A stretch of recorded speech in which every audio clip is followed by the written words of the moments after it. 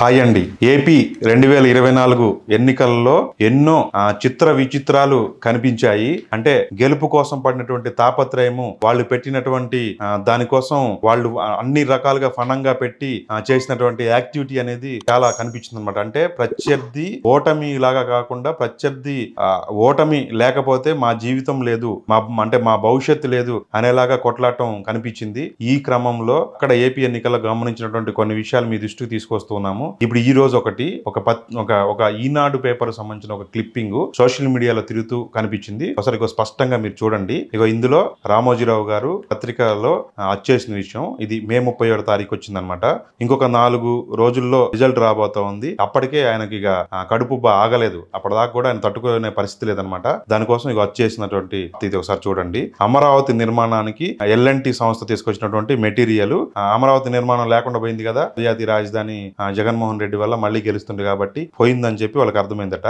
వాళ్ళు ఢిల్లీ బేస్డ్ కంపెనీకి అమ్మేశారట. దాంతో లారీ వెళ్ళిపోతా ఉంది. ఆ లారీ వెళ్ళిపోయిన బొమ్మ వేసి చూపిస్తే దీని మీద వార్త రాస్తే రాష్ట్రం అంతా దుఃఖించాలన్నమాట. ఏంటి కర్మ, ఈ రాష్ట్రానికి ఏంటి దౌర్భాగ్యం, మనం ఏమైపోతున్నాము, మళ్ళీ ఆటవికం రాజ్యానికి వెళ్ళిపోతున్నాం కదా, సింగపూరు, జపాన్, మలేషియా లాంటి రాజధాని మనకు లేకుండా పోతుంది కదా, బాబు రాకపోతే ఇంత దుర్మార్గం ఉంటుందా అని చెప్పేసి జనం శోకించాలని చెప్పేసి చూపిస్తూ వార్త రాశారు. అయితే ఇక్కడ నేను చెప్పేది ఏంటంటే, ఇంకొక 4 రోజులు రిజల్ట్ ఉంది. ఆ రాసిన రిపోర్టర్నో లేకపోతే అది పెట్టిన సబ్ ఎడిటర్నో లేదంటే మీ ఈనాడు మేనేజ్మెంట్ వెళ్ళి ఆ లారీకి అడ్డు నిలబడి ఆపి ఆ సూపర్వైజర్ ఎవరు ఉంటాడు వాడిని కాస్త మేనేజ్ చేసి ఒక 4 రోజులు ఆగురా బాబు, ఇక్కడ అద్భుత రాజధాని నిర్మాణం జరగబోతా ఉంది, బాబు అనే ఆయన అధికారంలో రాబోతున్నారని చెప్పొచ్చు కదా. ఎందుకు పత్రికల్లో దీన్ని వచ్చేసి కొన్ని లక్షల కాపీలలో నింపటం వల్ల ప్రజలు ఇప్పుడు దాన్ని చూసి చేసేది ఏమీ లేదు. ఎన్నికల్లో మీరు కుప్పించాల్సినంత విషం కుప్పించారు, అయిపోయింది. చెప్పినటువంటి మీరు అనేక రకాల గీతలను కూడా జవదాటి ఒక మీడియా పవిత్రమైన బాధ్యత నా భుజాల మీద ఉంది అనే విషయాన్ని కూడా విస్మరించి స్థాన పత్రిక అధమ స్థాయి ప్రమాణాలతోటి విషం చిమ్మి మీ చంద్రబాబు అనే ఆయన్ని ప్రతిష్ఠించడం కోసం చేసిన కార్యం అయిపోయింది కదా. అవి ఈవీఎంలో నిక్షిప్తమై ఉన్నాయి. అవి రావడానికి ఇంకొక 3-4 రోజులు టైం ఉంది. ఈ లోపలనే ఎందుకు ఒక 4 రోజులు గ్యాప్ ఇవ్వచ్చు కదా. జగన్మోహన్ రెడ్డి మీద రాతల విషయంలో గ్యాప్ ఇచ్చి ఆ లారీ ఏదో ఆపి మాట్లాడితే అయిపోయేది కదా. జనంకి ఒక భయం, జనంకి ఒక బతకాలంటేనే మనం ఏపీలో బతకలేము అని చెప్పేసి అంటే అనిపించాలనే ఉద్దేశమా? అంటే మీ పేపర్ను కొన్నందుకు, దాని చందాదారులకు ఉన్నందుకు, వాళ్ళు కొనుక్కొని చదువుతున్నందుకు భయభ్రాంతులకు గురైపోయి మానసికంగా వాళ్ళు కుంగిపోయి కుషించిపోయి రాష్ట్రాన్ని వదిలిపెట్టి వెళ్ళిపోవటము, లేదంటే ఈటెలు, బల్లాలు, లేకపోతే కత్తులు, పలుగులు, పారలు పట్టుకొని జగన్మోహన్ రెడ్డి ఇంటి మీదకో తీసపోవాలన్నా మీ తాపత్రయం ఏంటిది? అయిపోయింది. ఎన్నికల్లో ఒక అంశం చేశారు, రాజధాని అంశాన్ని ప్రజల ముందు ఉంచారు, ప్రజలు ఒక తీర్పిస్తారు కదా. దానికోసం ఒక 4 రోజులు ఆగితే అయిపోయేది కదా. అంతటితో ఆగలేదండి. అది జరిగిన తర్వాత మరేమొచ్చిందో ఏంటో తెలియదు. అంటే అసలే కూటమికి ఏజెంట్లు కూర్చోకపోతే మళ్ళీ కౌంటింగ్ లో తేడా వచ్చింది కదా. అసలు రామోజీరావు గారే ఎల్ఎన్టీ లారీని చూపించారంటే అయిపోయింది అనుకొని ఏజెంట్లు ఎక్కడ పోకుండా ఉంటారని చెప్పేసి మళ్ళీ ఎమ్మటే జుగుప్సాకరంగా యూటర్న్ తీసుకున్నారు. తెల్లవారంటే 30వ తారీఖు వచ్చిన వార్త పైది, కిందదేమో మళ్ళీ ఇంకోసారి స్క్రీన్ మీద చూడండి. 31వ తారీఖున ఏమనంటే రాష్ట్రంలో కూటమి అధికారంలోకి రాబోతుందని చెప్పేసి సంకేతం అందిందట. ఏది ఆ ఢిల్లీ కంపెనీకి అందిందో మరి ఎల్ఎన్టీకి అందిందో తెలియదు. అంటే మరి అసలు ఇక్కడ సిగ్నల్స్ ఎవరు ఇస్తారో మనకైతే తెలియదు. ఈ సంకేతాలు సిఆర్డీఏ వాళ్ళు బతిమాలటంతో ఎమ్మటే వాళ్ళ ఒపీనియన్ మార్చుకున్నారట. మొత్తం తరలింపు మొత్తం ఆపేశారట. ఇదేంటి? వాళ్ళకు నష్టం జరగకుండా లేదంటే బెట్టింగ్ లో ఇన్వాల్వ్ అయినటువంటి కూటమి అనుకూల మనుషులు వాళ్ళ డబ్బులు పెద్ద ఎత్తున వేల కోట్లలో మొబిలైజ్ చేస్తున్నారు కదా.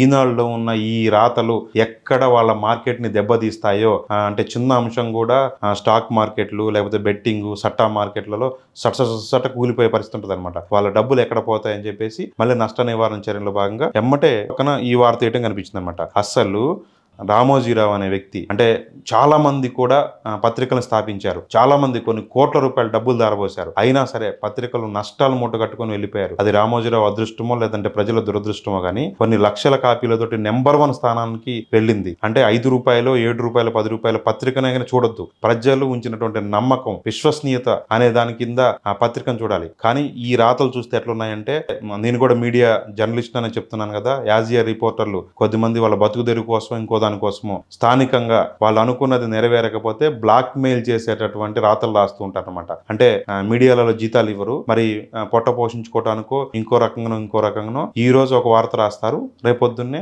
డబ్బులు అందితేనో లేకపోతే ఇంకోటి అంటేనో మళ్ళీ ఏమంటే దాన్ని మార్చి ఇంకొక వార్త రాస్తారు. ఆ స్థాయికి, అంటే అద్దమ స్థాయికి రామోజీరావు దిగజారి వార్తలు రాయటం అనేది ఈ ఎన్నికల్లో కనిపిస్తా ఉంది. ఇది ఒక ఉదాహరణనే మీకు చూపించింది. ఈ ఎన్నికల యావత్తు కూడా ఈనాడు పత్రిక పోషించింది పాత్ర చాలా దుర్మార్గమైన పాత్ర అనమాట. మీడియా అనేది కేవలం ప్రజలకు సమాచారం అందజేయాలి, ప్రజల తరపున నిలబడాలి, ప్రజాకోణంలో విశ్లేషించాలి, అంతవరకే. అది రాజ్యం ఎవరు చేయాలి, రాజు ఎవరు ఉండాలి నిర్ణయించుకునే అధికారం ప్రజలకు వదిలేయాలి. ఎందుకంటే ఇది ప్రజాస్వామ్య వ్యవస్థ. మీడియాకు అప్పగించిన బాధ్యత వరకే నిర్వర్తించి తప్పుకోవాలి, అంతేకాని ఒకవేళ ప్రజలు నువ్వు నమ్మిందే ప్రజలు నమ్మలేదు అనుకోండి, వాళ్ళ కర్మకు వాళ్ళు అనుభవిస్తారని చెప్పి వదిలేయాలి తప్ప మనకు వేరే రహస్య ఎజెండాలు ఉన్నాయని చెప్పేసి వాటిని ప్రజల ఎజెండాగా మార్చి దాన్ని చేయాలంటే సాధ్యం కాదు. దట్టు ఇది సోషల్ మీడియా జనరేషన్. నీ media generation to social media generation. నువ్వు రాజుకు ఏం కావాలో నువ్వు చెప్పే పాత్ర ఉండాలి తప్ప రాజునే నేను నిర్ణయిస్తాను, పరిపాలకులను మారుస్తాను అని చెప్పి చేస్తాం అనేది అది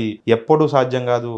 రామోజీరావు కాదు, అది తెలుసుకుంటే మంచిది. ఇక ఇటువంటి చర్యలు, ఇటువంటి రాతలు ఎంత నష్టం చేశాయంటే ఈనాడు కావచ్చు, ఆంధ్రజ్యోతి కావచ్చు, ఏబిఎన్ కావచ్చు, TV5 కావచ్చు, వాళ్ళ జర్నలిస్టులు కావచ్చు, ఇదే తరహా అంశాలను చర్చనీయాంశం చేసి ఇవన్నీ కూడా హైదరాబాద్ కేంద్రంగా నడుస్తూ ఉంటాయి. వీళ్ళే కాదు, ఇక ఎన్ఆర్ఐలు స్పెషల్ ఫ్లైట్లు వేసుకొని వచ్చిన వాళ్ళ పేర్లు ఎందుకని వాళ్ళు, లేకపోతేనేమో పవన్ కళ్యాణ్, ఆయన కూడా హైదరాబాద్ రెసిడెన్షియల్ పర్సనే, ప్రశాంత్ కిషోర్ ఆయన నార్త్ పర్సన్, రవి ప్రకాష్, వీళ్ళందరూ కలిసి నాన్ రెసిడెంట్స్ ఆంధ్ర అంటే NRAలు అని చెప్పాలన్నమాట. ఈ NRAలంతా ఒక ప్యాటర్న్, ఒక సిలబస్ తయారు చేసి దాంట్లో చంద్రబాబు నాయుడిని తొక్కుడు బిళ్ళ ఆడిచ్చారు. ఈ తొక్కుడు బిళ్ళ 75 ఏళ్ల వయసులో వీళ్ళకి తెలిసి తెలియక రాసినటువంటి సిలబస్ లో ఆయన అట్టర్ ఫ్లాప్ అయిపోతున్నాడు బాబు. చివరికి ఆయన వెళ్ళలేక, దాన్ని ముందుకు పోలేక, ఈ యుద్ధాన్ని గెలవలేక చతికిలబడ్డాడు. దానికి ఖచ్చితంగా అది బాబు కంటే కూడా, బాబుతో పాటు పాల్గొన్న అంటే ఎన్నికల్లో పోటీ చేసినటువంటి అభ్యర్థుల కంటే కూడా, అంటే తెలుగుదేశము, జనసేన, బీజేపీ అభ్యర్థుల కంటే కూడా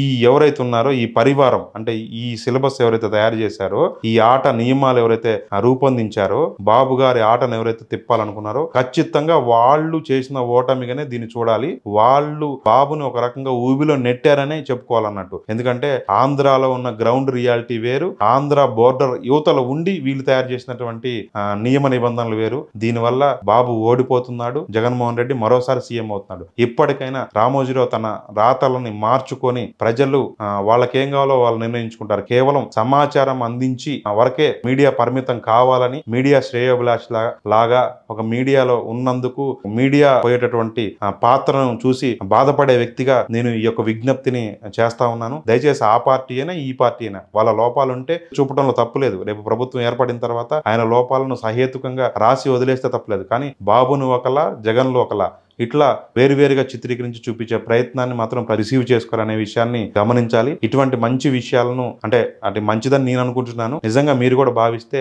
లైక్, కామెంట్, షేర్ రూపంలో దీన్ని ముందుకు తీసుకెళ్ళండి. ఎందుకంటే రాజకీయమైన అంశాల వీడియోలు చేయటం అనేది కొంచెం సాహసంతో కూడుకున్న పని. మీ అందరికీ తెలుసు, ఎంటర్టైన్మెంట్ వీడియోల లాగా అంటే సకల వర్గాల ఆమోదమో ఇంకొకటో ఉండదు. కాబట్టి మాకు తెలిసిన అంశాన్ని యాజ్ ఏ జర్నలిస్ట్ గా మీ ముందుకు ఉంచే ప్రయత్నం చేస్తాను. ఫ్యాక్ట్స్ మాత్రమే చెప్పాలనే ఉద్దేశం తప్ప ఏ ఒక్కరిని మొయ్యాలో లేదంటే ఏ ఒక్కరిని తొయ్యాలో అనేటువంటి ప్రయత్నం అయితే మాకు లేదు. యూట్యూబ్ అల్గారిథం ప్రకారం వీడియోలు కానీ ఛానల్ కానీ ముందుకెళ్లాలంటే ఖచ్చితంగా మీ యాక్టివిటీ అనేది వీడియో కింద ఉండాలి. అందుకే లైక్, కామెంట్, షేర్ ని మళ్ళీ అభ్యర్థిస్తున్నాము. ఇటువంటి మంచి వీడియోతోటి మీ ముందుకు మళ్ళీ ఇంకోసారి వస్తాను. Thank you.